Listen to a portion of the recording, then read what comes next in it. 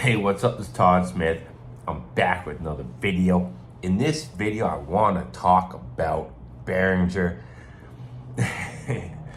and how possibly there's a very good chance that another Behringer mono could be heading to the studio. I know, I'm guilty. I'm guilty of making a video saying I have too many mono synths, and the idea of I have too many that I could ever use at one time.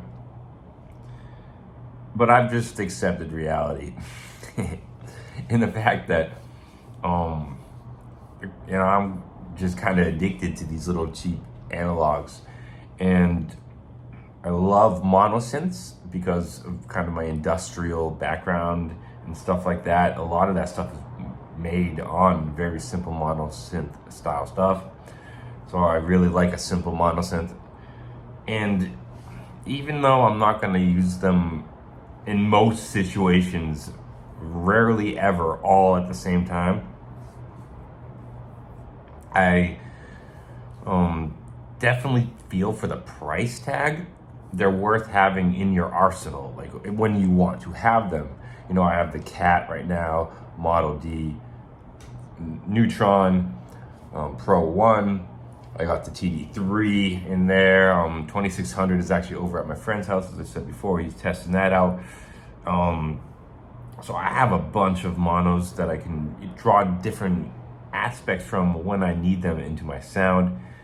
And I think that's pretty cool. And it's not like I'm spending a whole lot to have that there. If I'm spending $1,000 per synth, then obviously that would be way out of my kind of price range that would be reasonable for me to have so many.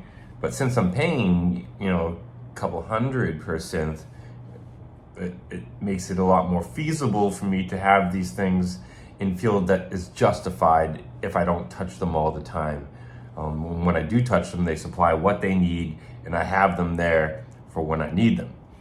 So with all that being said, the K2 that could be coming into the studio.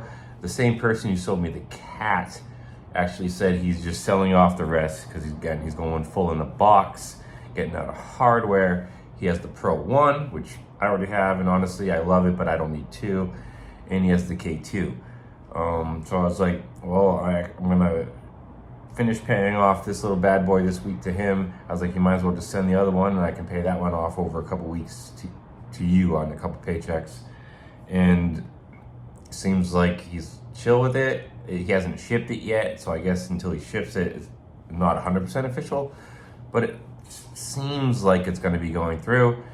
And honestly, the K2 is kind of a dark synth I dream from. I've touched it once, and a lot of stuff I know from a lot of synth music that I really like to use, the MS-20. I think it's known to be a kind of dark synth, if I'm correct. So I really feel the K2 is something I should have if I have that capability, and screw it, let's go with it. After that, I'm thinking the Cobalt, in terms of mono synth, when I finally do invest in another Behringer synth, it could, and that's probably not going to be right away. I'm not chasing those Cobalt views when it's fresh or trying to grab anything like that. I'll get it when I get it. And then, so the K2 could be rolling to the studio. I'd say it's a high % chance. I'm actually pretty excited to play with it. A lot like the Neutron, it's gonna have a lot of patching and stuff, which I need to force myself to use more. I'm more of a knob and slider guy, I'll be honest with it. I need to patch more. I need to throw more, wires around and stuff. So the K2 would definitely kind of push me that direction. In terms of this weekend, I'm gonna explore what I have. Expect to see some music pop up. I work Monday through Friday, so if this is my weekend, my time off, I can obviously, just like you, whenever you have your days off, is probably when you can spend the most time actually creating music. So I'm gonna try to really push some stuff over the next few days. Try to get a few videos out, maybe something recorded to release midweek in terms of a smaller sound demo, and pushing the Cat a little bit more, because I only did that initial kind of early first impression sound video, which I think sounded awesome, and I really love the sound of this synth. I'd like to do another video kind of just showcasing the cat because I feel it's worth showcasing. So definitely expect to see some tunes over the weekend and a video recorded, for the cat, something like that. And, maybe a few other rants if I feel the need to turn on the camera and rant about anything stupid. But if you really wanted me to have another Behringer mono synth, your dream came true. And congratulations on that one, man. You win, I win, we're all winning. Really want to push hard on a new album. It took me a little while to kind of really feel out the Roland gear and what I want from it. Honestly, I wasn't using my monitors for a while too, and I think that affected it a little bit. But the workflow of Core Gadget and the way I was working with my hardware is definitely different than the 707. So I feel that I kind of took a step back in my actual music for a bit, learning Zencore, learning what I wanted from the 707, then buying Juno X on top of it, and then I had to learn that. So where Core Gadget, I had that thing down to a science. I didn't have to think about anything. If I wanted this sound and I wanted to do it, I knew how to get it.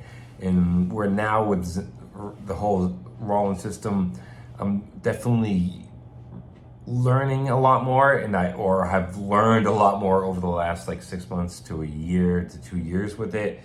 And I feel I'm kind of reaching the same-ish space I was at when I had Core Gadget. So I'm pretty excited at this point in time of my music, because I feel, even though I took kind of a hit, and I feel I made good music with it, but I knew I was learning a new system, and it wasn't like with Gadget where I feel I was just pumping out some really crazy stuff. I could do anything I want. I feel with the 707 and Juno X, I was sharing what I was learning as I was my gear and stuff like that in the last few years. So it's definitely, I think my music is gonna super pick up in terms of the quality coming out of my Roland and stuff and Juno. So if you've already liked the stuff that I've put out the last few years, I think you're definitely gonna be very happy with next few months of sound.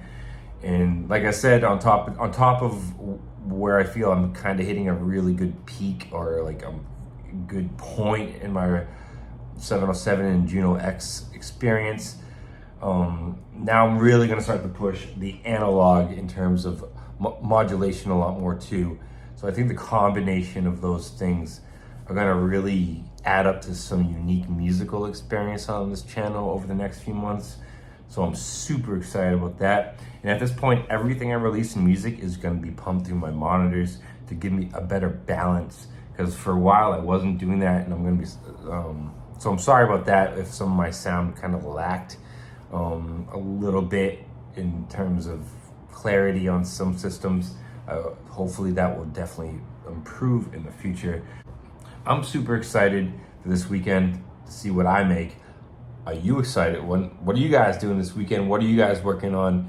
What gear are you working with?